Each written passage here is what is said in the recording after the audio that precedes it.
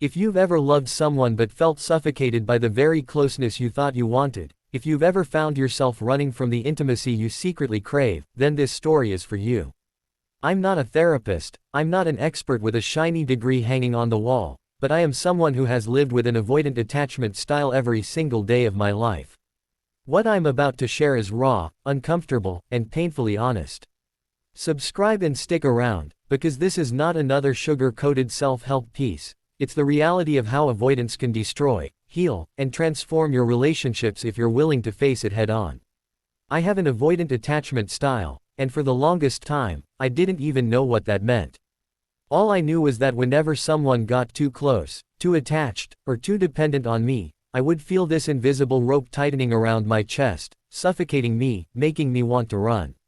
Relationships that should have blossomed into deep, secure connections always seemed to die in my hands, not because the other person wasn't loving enough, but because my instinct was to withdraw, detach, and retreat into myself.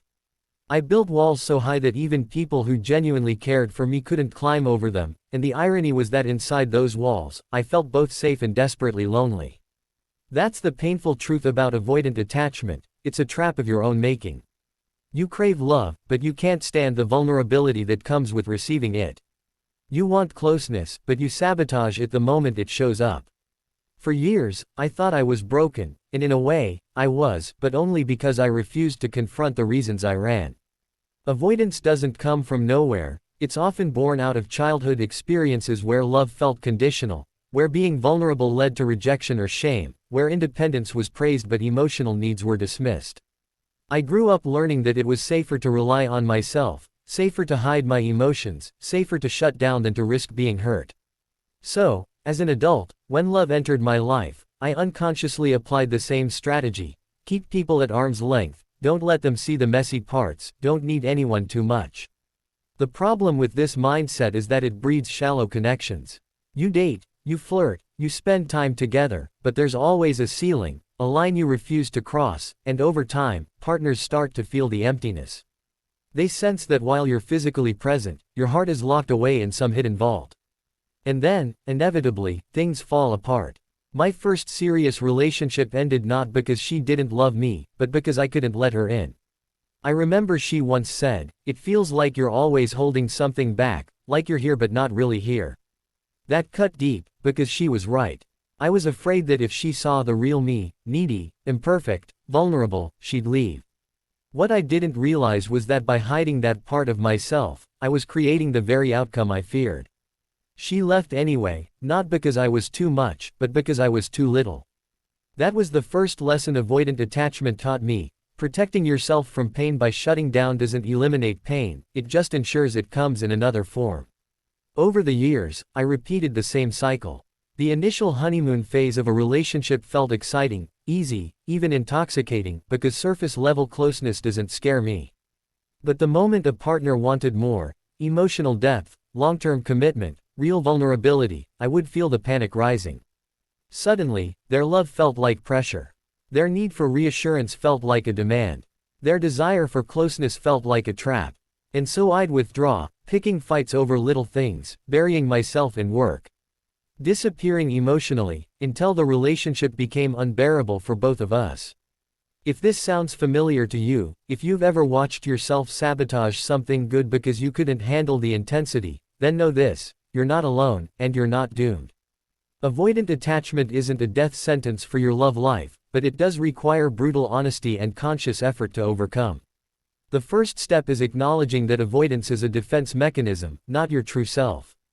At your core, you want love just as much as anyone else, but your nervous system has been trained to perceive closeness as danger. That's why it feels suffocating. It's not the love that's the problem, it's the fear that you'll lose yourself in it, or that you'll be hurt if you lean too hard. Once I understood that, I began to see my patterns more clearly. I noticed how I'd shut down when someone asked me how I was really feeling. I noticed how I'd minimize problems instead of opening up about them. I noticed how I'd secretly judge partners for being too needy, when in reality, their needs were completely normal.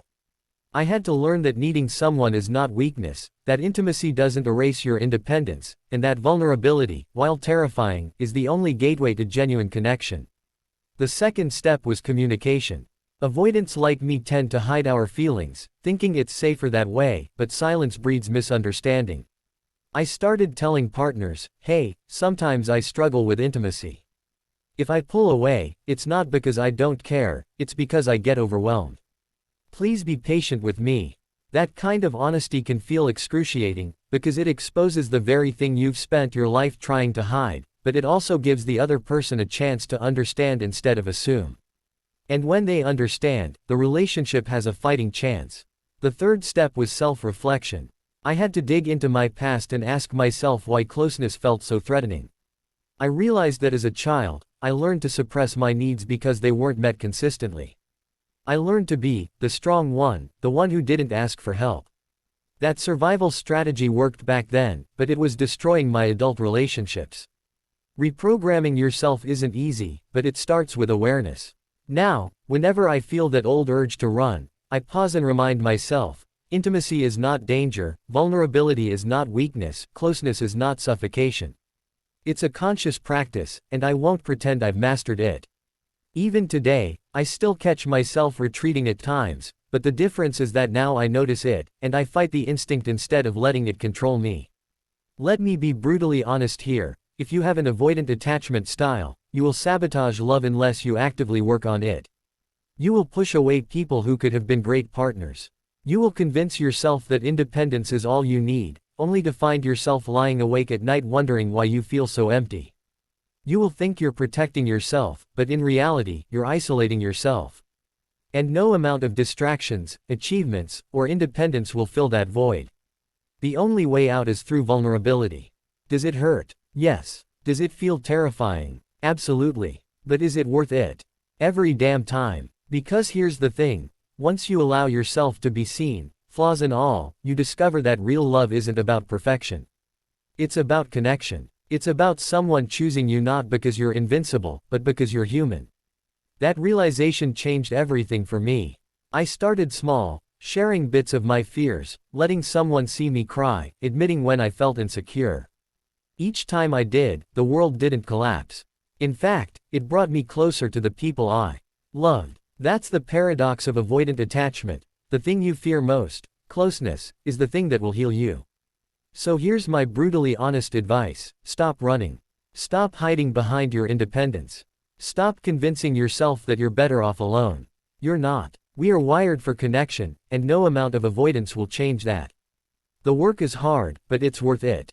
Learn your triggers. Communicate them. Push yourself to stay present even when you want to withdraw. Seek therapy if you can, because a good therapist can help you untangle the roots of your avoidance. Surround yourself with people who are patient, who don't shame you for your struggles, who encourage your growth without enabling your fears. And most importantly, be patient with yourself. Change doesn't happen overnight. You will backslide, you will mess up, you will hurt people along the way. But every step toward vulnerability is a step toward the love you truly crave. Avoidant attachment doesn't have to define you forever, it's just a chapter of your story, and you get to write the ending.